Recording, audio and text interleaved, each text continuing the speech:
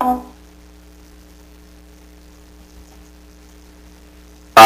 então recém-fundada Universidade de São Paulo. Quando ele chegou ao Brasil, a Universidade de São Paulo tinha só um ano. Ele chegou em 35, a Universidade em 34.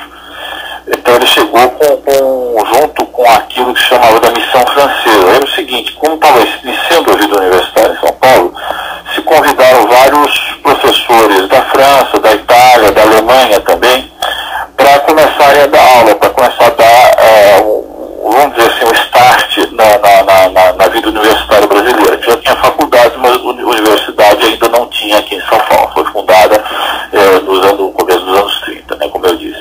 E o Lévi-Strauss recebeu esse convite para vir dar aula aqui. Ele era um sociólogo, pouco em início de carreira. Ele é um cara que ainda não tinha definido totalmente a vocação dele.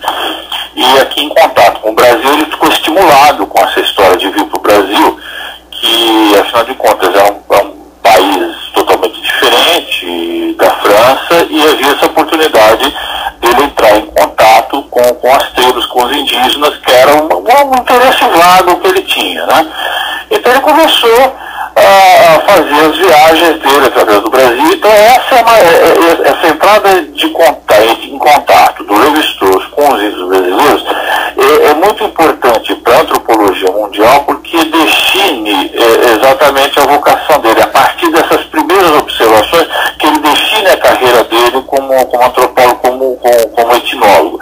E ele conta isso nesse livro, que é um livro bastante posterior, no livro dos anos 50, já de 55, 56, e que ele conta a experiência brasileira dele, a experiência do contato dele com São Paulo, com aquela velha São Paulo ainda dos anos 30, e com o contato dele com os índios através das expedições dele pelo país, né? Esse é um livro muito interessante, é um livro que traz uma fama mundial para o Lévi-Strauss na hora que é publicado, porque é um livro que não é um livro de um especialista, é um livro assim, quase que um livro de memórias, né? É um livro escrito assim, de uma maneira muito elaborada literariamente, mas é também bastante acessível, né?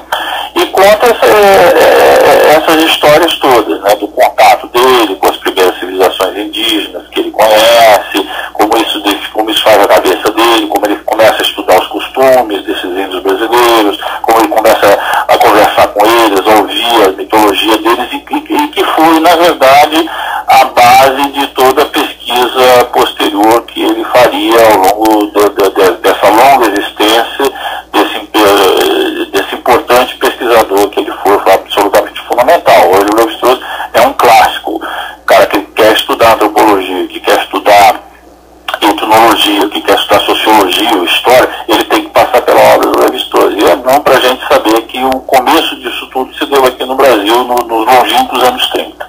Foi um grande cartão de visitas pelo seguinte, porque o Lévi-Strauss, antes desse livro, ele já tinha publicado 2 livros fundamentais, que eram As Estruturas Elementares do Parentesco, que é de 49, primeira edição francesa, né? E um artigo famoso chamado Raça e História, que ele publicou a convite da Unesco em 1952. Os Tristes Trópicos saem na primeira edição em 1955, exatamente, na França, né? Depois foi traduzido. Essas obras anteriores dele eram obras mais especializadas, mais dirigidas mesmo para etnólogos, inclusive com uma linguagem bastante técnica, bastante elaborada, ao passo que os Tristes Trópicos, como eu falei, é um livro de divulgação, e é um livro assim que ele é totalmente acessível a um leitor médio, a um leitor bem informado, mas que sem informação técnica e nenhuma área científica de pesquisa. Então, pela força literária dele mesmo, pela força das imagens, ele deu um impulso muito grande a essa divulgação, sem dúvida nenhuma. Os outros acho que tiveram, apesar da importância fundamental, um livro como Estruturas Elementares do Parentesco é um livro totalmente clássico, é um livro que se estuda até hoje em dia, um livro que tem mais de 50 anos de edição, mas ele é estudado até hoje. Mas ele circulou em círculos mais restritos, vamos dizer assim, né? Os Tristes Trópicos não, é um livro que fez um sucesso mundial muito grande. Ele extrapola totalmente o meio acadêmico, ele chega ao leitor comum tal, e é um livro que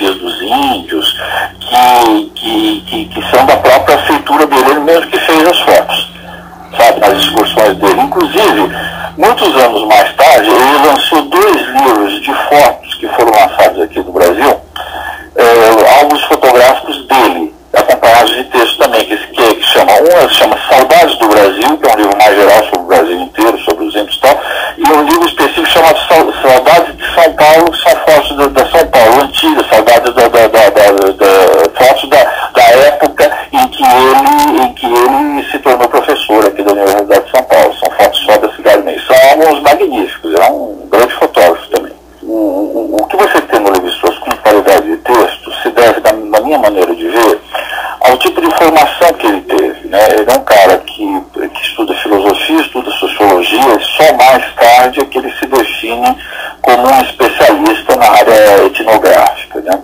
E ele vem, é daquela velha formação